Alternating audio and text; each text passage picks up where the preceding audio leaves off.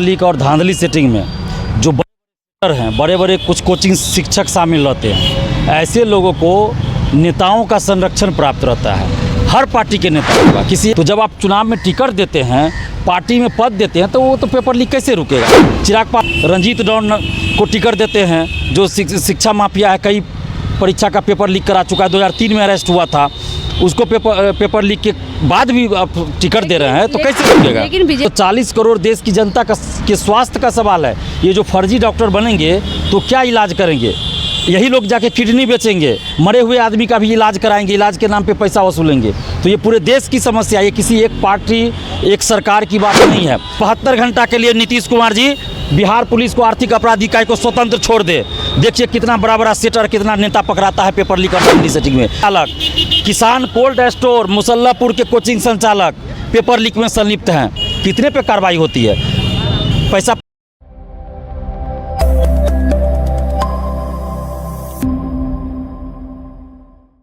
नमस्कार, आप देख रहे हैं हमारा बिहार 24x7। मैं हूं आपके साथ शालिनी सिंह। देखिए, नीट पेपर कांड, जी हाँ, जिस तरह से पेपर लीक हो रहा है, कहीं ना कहीं बच्चों के भविष्य के साथ खिलवाड़ हो रहा है। लेकिन इसके जिम्मेदार कौन है।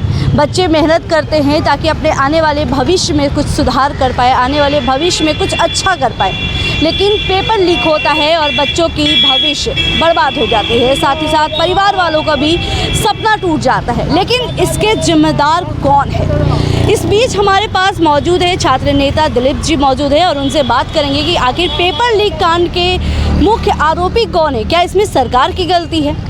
क्या कहेंगे आप दिलीप जी।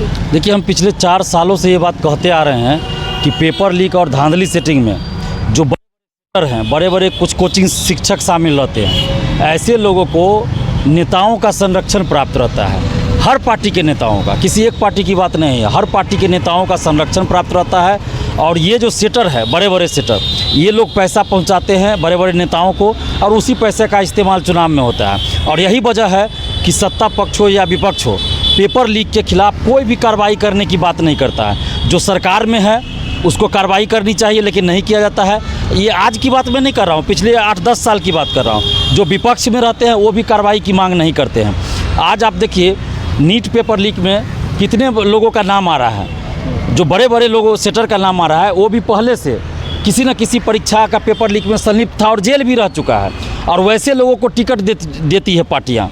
तो जब आप चुनाव में टिकट देते हैं, पार्टी में पद देते हैं, तो वो तो पेपर लीक कैसे रुकेगा। चिराग पासवान जी ने संजीव मुखिया की पत्नी को टिकट दिया। संजीव मुखिया की पत्नी का फोटो श्रवण कुमार के साथ, नीरज कुमार के साथ, नीतीश कुमार जी के साथ फोटो है और चिराग पासवान जी उसको टिकट देते हैं विधानसभा में। रंजीत डॉन को टिकट देते हैं, जो शिक्षा माफिया है, कई परीक्षा का पेपर लीक करा चुका है, 2003 में अरेस्ट हुआ था, उसको पेपर लीक के बाद भी आप टिकट दे रहे हैं, तो कैसे रुकेगा। लेकिन विजय सिन्हा ने साफ तौर पे ये कहा है कि इसमें तेजस्वी के पीएस का काम है, यानी कि कांड जो है तेजस्वी सरकार करे। तो आखिर तेजस्वी की जब इसमें कांड है, पेपर लीक में उनका हाथ है, तो उनको बीजेपी की जो सरकार है, अभी डबल इंजन की सरकार है, तो जेल क्यों नहीं कर रही है, सजा क्यों नहीं दे रही है। अभी नीट का ये मामला चल रहा है और नीट क्या है, केंद्र स्तर का परीक्षा है और केंद्र में किसकी सरकार है, बीजेपी गठबंधन यानी एनडीए की सरकार है। बिहार में भी एनडीए की सरकार है और विजय सिन्हा जी बिहार में उप मुख्यमंत्री हैं। और उसके बाद भी अगर विजय सिन्हा जी ये कह रहे हैं कि फलना शामिल है, कार्रवाई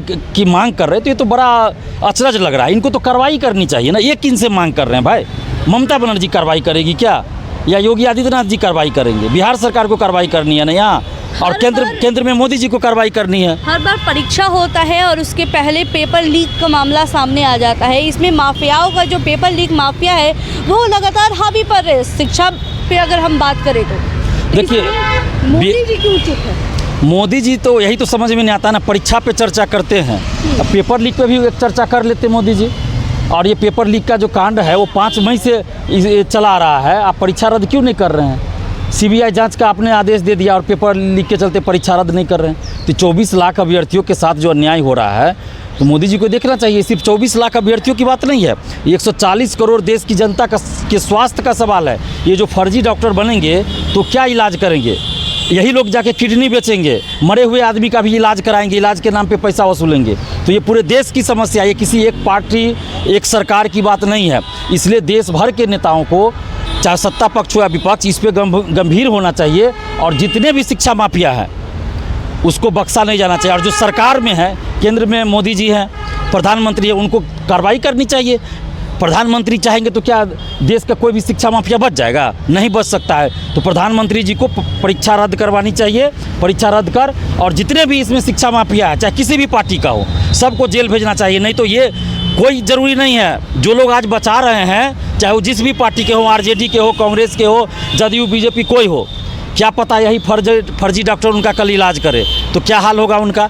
तो इसलिए मैं कह रहा हूँ, आज जो जदयू वाले कह रहे हैं कि तेजस्वी यादव का पीएस शामिल है, तो भाई आप जब कह रहे हैं कि तेजस्वी यादव जी का पीएस शामिल है या तेजस्वी यादव जी ही शामिल है, तो आप क्यों नहीं कार्रवाई कर रहे हैं उस पर? सरकार में आप हैं, मुख्यमंत्री आपके हैं, आप कार्रवाई कीजिए। सिर्फ कहने से नहीं होगा। तो प्रेशर पॉलिटिक्स बिहार में चल रहा है, एक दूसरे पे आरोप प्रत्यारोप, कार्रवाई नहीं हो रही है। आज देखिए, संजीव मुखिया इतना बड़ा आदमी हो गया कि सब परीक्षा का पेपर लीक करवा ले रहा है, और मुख्यमंत्री जी के साथ उसका फोटो है, बड़े बड़े नेता के साथ फोटो है, उसकी पत्नी चुनाव लड़ती है। ये इतना बड़ा आदमी हो गया। जब तक संजीव मुखिया के ऊपर IAS IPS का हाथ नहीं होगा, बड़े नेता का हाथ नहीं रहेगा, पेपर लीक नहीं करा सकता है। ये छोटी मोटी घटना नहीं है। BPSC सिविल सेवा का पेपर लीक करा लेगा और नीट का पेपर लीक करा लेगा।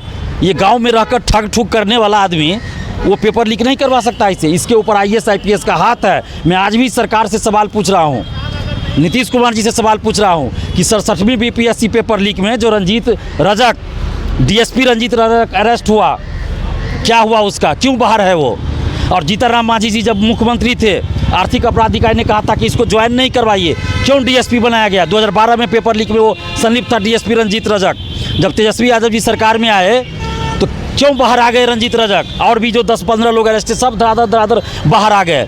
तो किस नेता पे हम लोग भरोसा करें? सब पार्टी तो सरकार में रही है।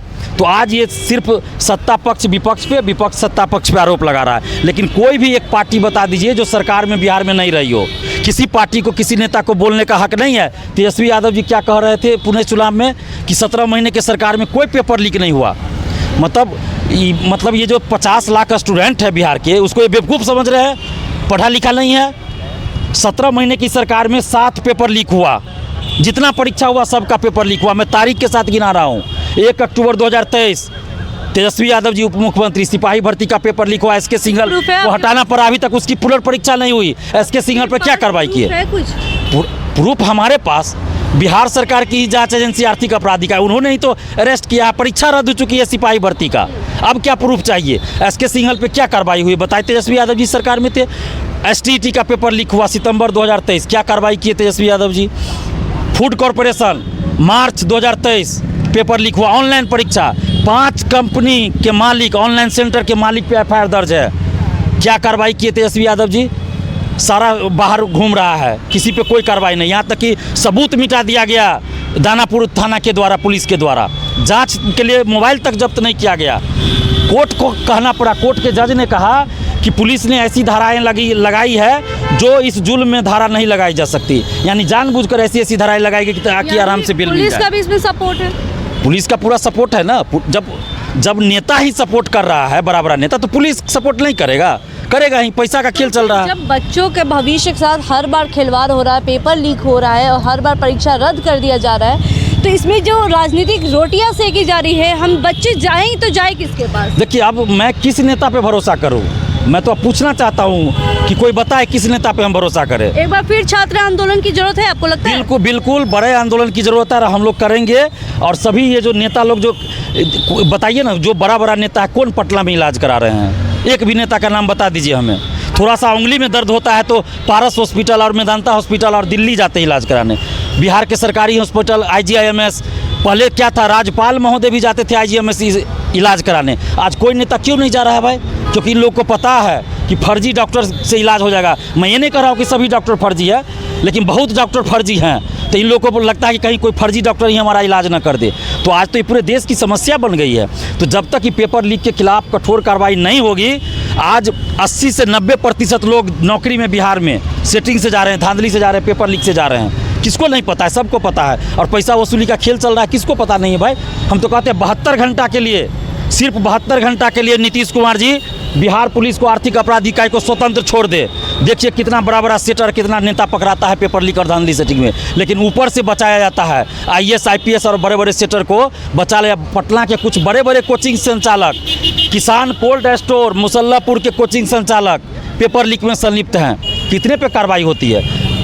पैसा पहुंचा दिया जाता है, करोड़ रुपया बचा लिया जाता है। आपको नहीं लगता इसमें कानून व्यवस्था को काफ़ी बदलने की ज़रूरत है? इसमें जब अगर हम अपराध कर रहे हैं और जिस तरीके से धाराएं लग रही है, अगर कुछ अच्छा उन पे सजा होता तो शायद पेपर लीक मामला ना आता। आप बताइए, जो सेटिंग से दरोगा बना, सेटिंग से DSP बना, वो पेपर लीक में संलिप्त लोगों को गिरफ्तार करेगा तो क्या वो सही धारा लगाएगा जिससे कि उसको बेल ना मिले? वो तो गलत धारा लगाएगा ताकि आराम से बेल मिल जाए, सबूत मिटा देगा। तो यही हो रहा है। पिछले आप देखिए 2010 से ही हम देखते हैं तो जितना बहाली हुई सब में पेपर लीक धांधली सेटिंग चला है, खुलेआम चला है। किसको नहीं पता है? नालंदा के एक गांव से 100 लोग बन गए दरोगा, 17 से 17 दरोगा बहाली में 2019 में। विधान परिषद में ये सवाल उठा है, अखबारों में आई थी, और श्रवण कुमार के साथ उसका फोटो है संजीव मुखिया का। तो कार्रवाई तो हो नहीं रही है, सिर्फ एक दूसरे पे आरोप प्रत्यारोप हो रहा है। आप एक छात्र नेता है, आप उन बच्चों के लिए आवाज़ कब उठा रहे हैं? हम तो लगातार आवाज़ उठा रहे हैं। कई बार तो हमको थाना में घसीट कर ले जाया गया, जेल में भेज दिया गया, यही पेपर लीक के खिलाफ जब हम आंदोलन कर रहे थे। तो विजय चौधरी जी के साथ फोटो था एक सेटर का, हमने फेसबुक पे डाला था, हमको जेल भेज दिया गया। विजय चौधरी जी जो शिक्षा मंत्री रह चुके हैं बिहार के, आज भी आप देखिए बड़े बड़े नेता के साथ सेटर का फोटो आता है। तो कार्रवाई कैसे होगी? अब हम लोग पूरे बिहार में घूम घूम कर युवाओं को एकजुट करेंगे और युवाओं के गार्जियन को एकजुट करेंगे, और फिर पूरे बिहार में एक बड़ा आंदोलन हम करने जा रहे हैं जिसमें अभिभावक का भी साथ चाहिए। क्योंकि अब ये दरोगा, सिपाही और BPSC पेपर लीक का ही मामला नहीं है, अब तो स्वास्थ्य से जुड़ा मामला हो गया कि आप स्वस्थ कैसे रहिएगा। आपका किडनी बेच दिया जाएगा, आपका लीवर में इन्फेक्शन होगा, इलाज कर देगा हार्ट का, जहाँ ज़रूरी नहीं रहेगा वहाँ भी ऑपरेशन कर देगा, ऑपरेशन में कोई नस काट देगा, आपकी मृत्यु हो जाएगी। तो इसलिए अब तो एक एक आदमी से जुड़ा ये मामला हो गया ना। तो इसलिए शिक्षा माफियाओं के खिलाफ आप मजबूत और एक बड़ी लड़ाई लड़ने की ज़रूरत है। हम बहुत बड़ा आंदोलन करने के लिए अब तैयारी करेंगे। हम तो दिल्ली एम्स में हम खुद इलाज करा रहे थे, और आज हम आए हैं दिल्ली से लौटकर। हम पूरे बिहार अब जाएंगे और स्टूडेंट्स को यूनाइट करेंगे। इस तरह से धांधली हो रहा है हर चीज़ में, तो अगर हम बात करें इलाज की, तो लोग जो गरीब है वो इलाज करने के लिए फिर कहाँ जाएंगे? जिस तरह से धांधली हो रहा है, वो तो जा ही रहे हैं ना, इलाज कराने के लिए जा रहे हैं, उनके सरकारी साथ हॉस्पिटल में जा रहे हैं, सरकारी हॉस्पिटल में जा रहे हैं, उनका इलाज सही से नहीं हो रहा है। आज DMCH में बता रहे हैं एक महिला का हाथ कट गया, 10 दिन से आज भी तक उसका ऑपरेशन नहीं किया गया, भगवान भरोसे जी रही है। अब क्या कहिएगा? तो ये हाल है सरकारी अस्पताल का, कोई देखने वाला माई बाप नहीं है। मेडिकल माफियाओं का हब है, मेडिकल माफिया का राज चल रहा है। दरभंगा में एम्स क्यों नहीं बन रहा है? बता दे, सब पार्टी सरकार में बिहार में रहा, आज दोनों जगह एक ही गठबंधन की सरकार है। अब क्या लोचा है एम्स बनने में? दरभंगा में क्यों नहीं बन रहा? मेडिकल माफिया बड़े बड़े नेताओं को, जो दरभंगा के नेता सब है, उसको पैसा पहुंचाता है मेडिकल माफिया कि यहाँ एम्स नहीं बने। पटना एम्स बना दिया गया, लेकिन सारी सुविधाएं नहीं है। आज पटना एम्स में सारी सुविधा होती तो हमको दिल्ली नहीं जाना पड़ता ना। दिल्ली एम्स क्यों गए हम? PMCH में सुविधा होती तो हम PMCH में इलाज कराते, IGMS में होता हम IGMS में इलाज कराते। हमको शौक नहीं था कि हम दिल्ली जाते। तो ये जो मेडिकल माफियाओं का राज चल रहा है ना, यही पेपर लीक धांधली सेटिंग से डॉक्टर बनेंगे तो माफिया राज चलेगा ही। तो कार्रवाई होनी चाहिए, माफियाओं पे कार्रवाई, चाहे बालू माफिया हो, परीक्षा माफिया हो, मेडिकल माफिया हो, सब पे कार्रवाई होनी चाहिए। लेकिन सवाल ये उठता कि कार्रवाई करेगा कौन? जब तक कोई ईमानदार और दृढ़ इच्छा शक्ति वाला नहीं रहेगा नेता, तो कार्रवाई कैसे करेगा? यहाँ तो सब आपस में बचने के फिराक में है कि हमारा आदमी बच जाए तो हमारा आदमी बच जाए। तो एक दूसरे पे प्रेशर पॉलिटिक्स सत्ता पक्ष विपक्ष खेल रहा है। जिम्मेदारी नीतीश कुमार जी की बनती है, 20 साल से वो बिहार के मुख्यमंत्री हैं। बाकी पार्टी तो सत्ता में रहती है, फिर विपक्ष में, फिर सत्ता में। नीतीश कुमार जी मुख्यमंत्री 20 साल से रहे हैं, तो उनका तो दायित्व बनता है ना। वो क्यों नहीं शिक्षा माफियाओं पे कार्रवाई कर रहे हैं भाई? किस लिए, किसका इंतजार कर रहे हैं वो? अब तो मतलब इतना दिन से वो राजनीति कर रहे हैं, और नालंदा से ही गिरोह का तार जुड़ जाता है। नालंदा बदनाम हो रहा है। एक तरफ आप अंतर्राष्ट्रीय नालंदा विश्वविद्यालय का उद्घाटन करते हैं, और दूसरी तरफ नालंदा से बड़ा बड़ा ये शिक्षा माफिया पकड़ा जाता है और कार्रवाई नहीं कर रहे हैं। तो क्या आप दिशा और बिहार को देना चाहते हैं? क्या दिखाना चाहते हैं युवाओं को और बिहार की जनता को? जब तक सभी शिक्षा माफियाओं पर कठोर कार्रवाई नहीं की जाएगी, कुछ नहीं होने वाला है। फिर आगे परीक्षा होगी, फिर पेपर लीक होगा, फिर 2-4 लोग को पकड़ा जाएगा, छोड़ दिया जाएगा 2 महीना 3 महीना में, कुछ नहीं होगा। पटना किसान कोल्ड स्टोर का कितना टीचर को पकड़ा गया, मैंने तो नाम तक बता दिया था। कितना लोग से पूछताछ हुआ, नहीं हुआ, करोड़ों रुपया पहुंचा दिया, बच गया। तो यही खेल चल रहा है, आगे भी चलेगा। किसी दिन होगा हम ही को वो लोग मिल के मार देगा, बात खत्म, कि आवाज़ ही नहीं उठाएगा ये लोग। सरकार देखती रहेगी, क्योंकि सरकार के लोग इन्वॉल्व है, और सरकार नहीं चाहती है कि बंद हो। सरकार अगर ईमानदारी से काम करे तो शिक्षा माफियाओं की इतनी हिम्मत नहीं है कि वो पेपर लीक करा लेगा। तो सरकार को और नीतीश कुमार जी को कठोर कार्रवाई करनी चाहिए। नहीं करेंगे तो अब कहीं ऐसा ना हो जाए कि एक दिन कि बिहार की जनता ही सड़क पे स्वतः उतर जाए। युवा तो उतरेंगे ही, बिहार की जनता ही ना उतरे, क्योंकि अब तो उनके स्वास्थ्य का सवाल है। कब किसका किडनी बेच देगा कोई नहीं कह सकता है किस हॉस्पिटल में। तो अब तो जनता के स्वास्थ्य से जुड़ा मामला है ये।